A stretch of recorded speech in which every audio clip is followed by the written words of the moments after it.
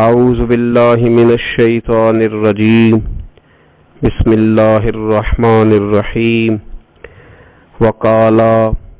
ربنا ظلمنا انفسنا وان لم تغفر لنا وترحمنا لنکونن من الخاسرین قال اللہ تبارک وتعالی فی القرآن المجید والفرقان الحمید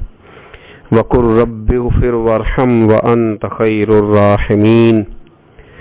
صدق اللہ العظیم وصدق رسولہ النبی الکریم ونحن علی ذلک لمن الشاہدین والشاکرین والحمد للہ رب العالمین ان اللہ وملائکتہ یصلون علی النبی یا ایھا الذین آمنوا صلوا علیہ وسلموا تسلیما الصلاة والسلام علیک یا سیدی یا رسول اللہ وعلی آلک واصحابک یا سیدی یا نبی اللہ الصلاة والسلام علیک یا سیدی یا رحمتا للعالمین وعلی آلک واصحابک یا سیدی یا خاتم النبیین اللہم صلی علی سیدنا و مولانا محمد معدن الجود والکرم وآلہ وصحبہ وبارک وسلم۔ تمام تعریفیں، حمد اور ثنا اللہ تبارک و تعالی کے لیے، درود و سلام نبی اکرم نور مجسم شفیع معظم احمد مجتبی جناب حضرت محمد مصطفیٰ صلی اللہ تعالی علیہ وسلم کی ذات والا صفات کے لیے حمد و صلات کے بعد، عزیز دوستو، بزرگوں اور بھائیوں، حاضرین و سامعین، آج شب برات کی انتہائی رحمتوں والی، برکتوں والی، عزتوں، مغفرتوں اور سعادتوں والی رات ہے۔ آج ہی وہ نصیبوں والی گھڑیاں ہیں جب اللہ تبارک و تعالی نبی پاک صلی اللہ علیہ وسلم کی امت میں سے بنو کلب کی بکریوں کے بالوں کی تعداد کے مطابق لوگوں کی مغفرت فرمائے گا۔ عزیز دوستو، بزرگوں اور بھائیوں، چونکہ یہ شب برات کی رات ہے تو اس رات بہت سارا اہتمام اور بہت ساری چیزوں کی ہمیں ضرورت ہے، اور جن حالات کا، جن آزمائشوں کا اس وقت امت مسلمہ اور پوری دنیا کو سامنا ہے، ان میں بہت زیادہ ضرورت ہے کہ ہم اپنے گھروں میں، مساجد میں، اپنے اپنے مصلی پر بیٹھ کر اپنے رب کریم کو یاد کریں، اس کے حضور ناز اپنی پیشانی کو جھکائیں اور اس سے اپنے اپنے حصے کی خیرات طلب کریں۔ یاد رکھیے گا کہ یہ وہ مقدس گھڑیاں ہیں کہ مغرب سے لے کر صبح صادق تک اللہ تبارک و تعالی آسمان دنیا پر نزول اجلال فرماتا ہے جو اس کی شان کے لائق ہے، اور وہ اعلان فرماتا ہے آج کی رات کہ ہے کوئی بخشش مانگنے والا میں اسے بخش دوں، ہے کوئی رزق طلب کرنے والا میں اسے رزق عطا کروں، ہے کوئی میری بارگاہ سے اس بات کا سوالی کہ میں اس کے اوپر کرم فرماؤں۔ بس ضرورت کس چیز کی ہے؟ ضرورت اس چیز کی ہے کہ ہم نے یہ جو حدیثیں بار بار سنی ہوئی ہیں ان پر غور کریں، اور یہ نہ سوچیں کہ یہ پچھلے سال بھی ہم نے بات سنی تھی، بلکہ اس پر پورا غور کریں اور حدیث کے ایک ایک جملے، ایک ایک حرف اور ایک ایک لفظ پر عین یقین کر کے بیٹھ جائیں جھولی پھیلا کے، اور عرض کریں کہ اللہ تمہارے اوپر فضل فرما، اللہ تو ہمارے اوپر رحم فرما۔ تو کوشش کریں کہ بہت زیادہ استغفار پڑھا جائے آج کی رات میں، اور کوشش کریں کہ سورہ یاسین کی تلاوت کی جائے، سورہ ملک اور سورہ واقعہ کو پڑھا جائے، اور درود و سلام کثرت کے ساتھ نبی پاک صلی اللہ علیہ وسلم کی بارگاہ عالی مرتبت میں عرض کیا جائے، اور یقین کے ساتھ، ایمان کے ساتھ اللہ کے حضور یہ دعا مانگی جائے کہ اللہ تو رحمت والا معاملہ فرما، درگزر والا، فضل والا معاملہ فرما۔ ہوتا یہ ہے کہ اللہ تبارک و تعالیٰ بن مانگے اپنے بندوں کو بہت ساری نعمتیں عطا فرماتا ہے، بہت سارا کرم اللہ تبارک و تعالیٰ بغیر بندوں کی طلب کے ان پر فرماتا ہے، لیکن اس کے باوجود بندے بعض اوقات بڑی سخت نافرمانیاں کرتے ہیں، اور بہت ساری جگہوں پر وہ اللہ تبارک و تعالیٰ کی نہ صرف یہ کہ ناشکری کرتے ہیں، حکم عدولی کرتے ہیں، بلکہ اس کے غضب کو آواز دیتے ہیں۔ ظلم کیا جاتا ہے، حدود اللہ سے تجاوز کی جاتی ہے، غریبوں کا حق کھایا جاتا ہے، لاوارث، یتیم، کمزور لوگوں کے ساتھ جب زیادتیاں حد سے بڑھ جاتی ہیں تو پھر اللہ ناراض ہو جاتا ہے، پھر وہ بہت ساری جگہوں پہ اپنے بندوں کو آزمائش میں بھی مبتلا کرتا ہے۔ تو میرے عزیز، آج کی اس رات میں کثرت استغفار کی ضرورت ہے، اللہ تبارک و تعالیٰ کو منانے کی ضرورت ہے، اس کے فضل کو آواز دینے کی ضرورت ہے۔ ہم انسان ہیں، بھول جاتے ہیں، بشر ہیں، بے خبر ہیں، ہلاکت کی دعا کیوں مانگیں؟ تو ہم کئی دفعہ بھول جاتے ہیں، کئی دفعہ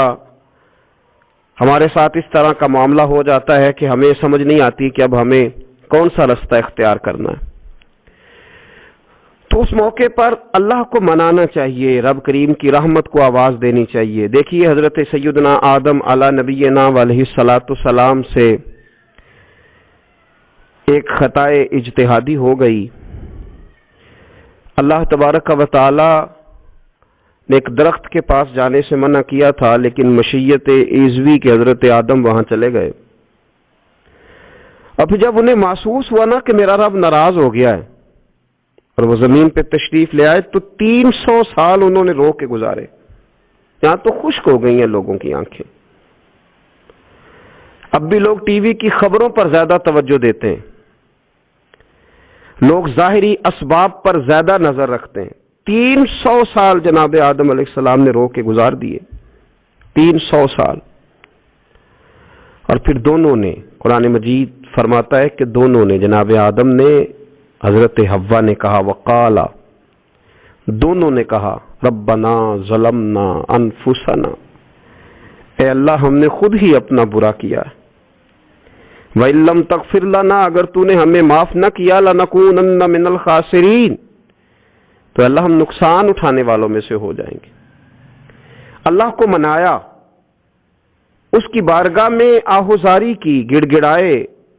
عرض گزار ہوئے، ربنا ظلمنا انفسنا، اے اللہ ہم نے خود ہی اپنا برا کیا ہے، وَإِن لَّمْ تَغْفِرْ لَنَا، اگر تو نے ہماری بخشش نہ کی، وَتَرْحَمْنَا، اور تو نے ہمارے اوپر رحم نہ کیا، لَنَكُونَنَّ مِنَ الْخَاسِرِينَ، تو ہم نقصان اٹھانے والوں میں سے ہو جائیں گے۔ اللہ تو ہمارے اوپر رحم فرما، ہم پر فضل فرما، ہمارے لیے آسانی فرما۔ تو جب یہ جملے آپ نے ادا کیے تو پھر اللہ تبارک و تعالیٰ نے ان پر اتنا فضل فرمایا کہ مالک کریم نے اپنی ساری رحمتوں، برکتوں، نوازشوں سے انہیں مالا مال فرما دی۔ تو پہلے تو بات یہ ہے کہ احساس ندامت ہو، پھر اس کے بعد رب کریم کو منانے کی خواہش ہو، بے رخی کا مظاہرہ، اور اسی طرح کھیلتے رہنا اور اسی طرح روٹین کے کاموں میں لگے رہنا، بلکہ پہلے سے زیادہ ان چیزوں پہ توجہ کرنا جن پر پہلے کام کی جاتی، فضولیات کو اپنے معاملات کا حصہ بنا لینا، لوڈو پہلے سے زیادہ کھیلی جانا، شطرنج کی بازیاں لگنا، اور فلم اور ڈراموں پر توجہ بڑھا لینا، گیمیں کھیلنے لگنا، بجائے اس کے کہ اللہ نے اوقات دیے ہیں تو اس میں رب کو منایا جائے اس کی بارگاہ میں۔ لیکن وہ اس طرح جیسے شکاوت بڑھتی ہے، جیسے ہمیں احساس ختم ہو گیا، جیسے ہماری طبیعت کے اندر اب وہ والی بات نہیں رہی جو کہ ہونا چاہیے تھی۔ تو اللہ کریم کی بارگاہ میں عرض کیا جائے، رب کریم کے حضور ناز یہ گزارش کی جائے اور اسے منایا جائے۔ سورۃ المومنون کو دیکھیے تو اللہ تبارک و تعالیٰ نے ارشاد فرمایا، دیکھیے ذرا قرآن مجید کا انداز، فرمایا وَقُلْ رَبِّ اغْفِرْ وَارْحَمْ، کہا اے محبوب آپ فرمائیے، آپ مجھ سے کہیے، رب اغفر، یا اللہ تو معاف فرما دے، یا اللہ تو اپنے بندوں کو معاف فرما دے، ورحم، اور اللہ تو رحم فرما۔ اور محبوب آپ یہ کہیے کہ وانت خیر الراحمین، اے اللہ تو سب سے بڑھ کر رحم فرمانے والا۔ اے محبوب آپ یہ کہیے، یہ دیکھیے انداز، اللہ تو نے معاف کرنا ہے تو کر دے، فرمایا نہیں میرے حبیب پہلے کہیں گے۔ حضور فرمائیں گے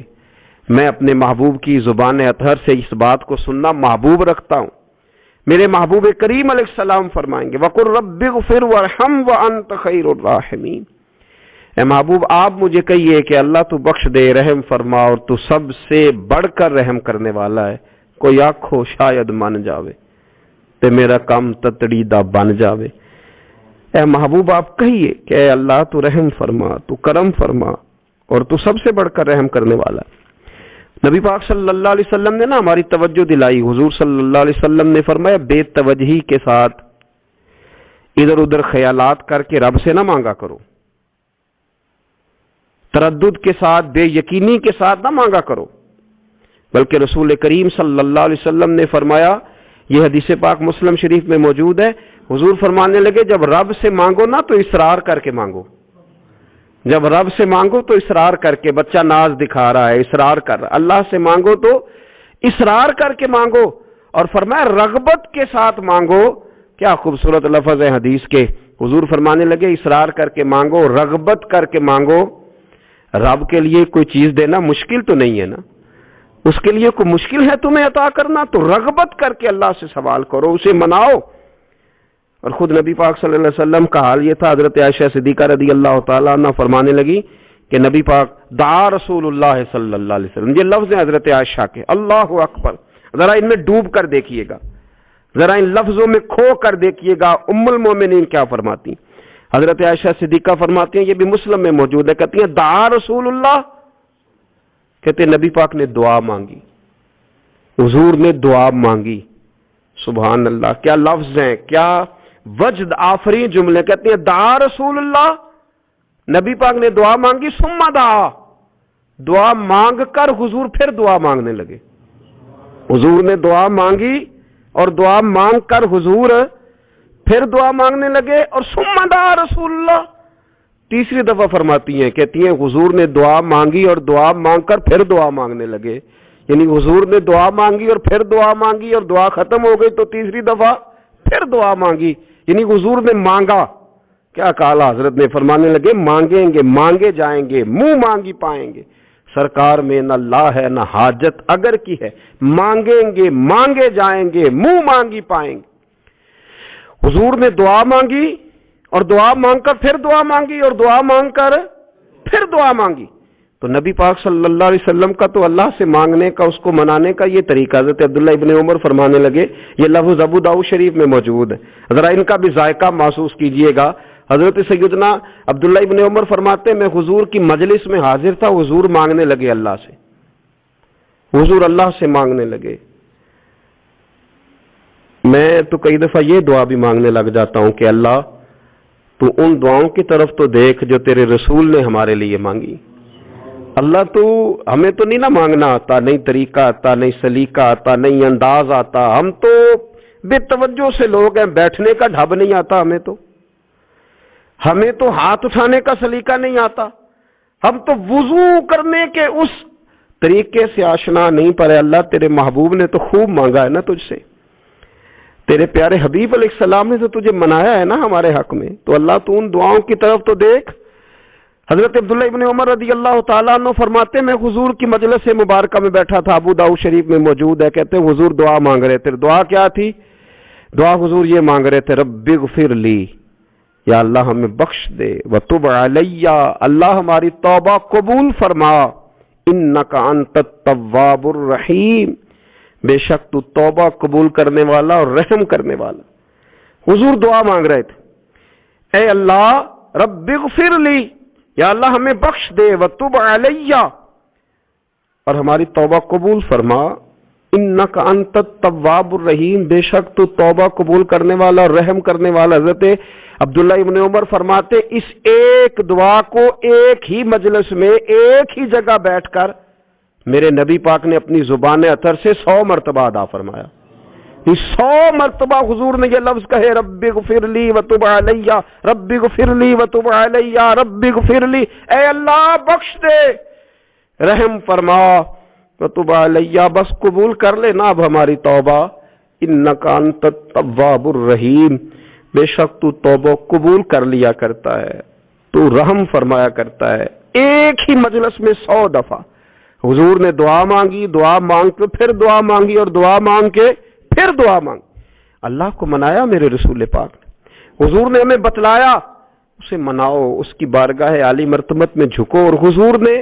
خود بھی یہ طریقہ ہمارے سامنے بطور سنت کے چھوڑا، اور پھر نبی پاک صلی اللہ علیہ وسلم نے آگے بڑھ کے ہمیں کچھ اور باتیں بھی ارشاد فرمائی۔ حضور نے ہمیں بتلایا کہ پچھلے لوگ اپنے رب کو کیسے مناتے تھے، وہ کس طرح اس کے حضور ناز عرض کرتے تھے، حضور نے ہمیں اللہ کو منانے کے طریقے بھی بتلائے، فرمایا جب ماں باپ دعا مانگیں گے اولاد کے حق میں تو وہ مان جائے گا، حضور علیہ السلام نے فرمایا جب مسافر دعا مانگے گا تو اللہ مان جائے گا، فرمایا میرے رسول کریم نے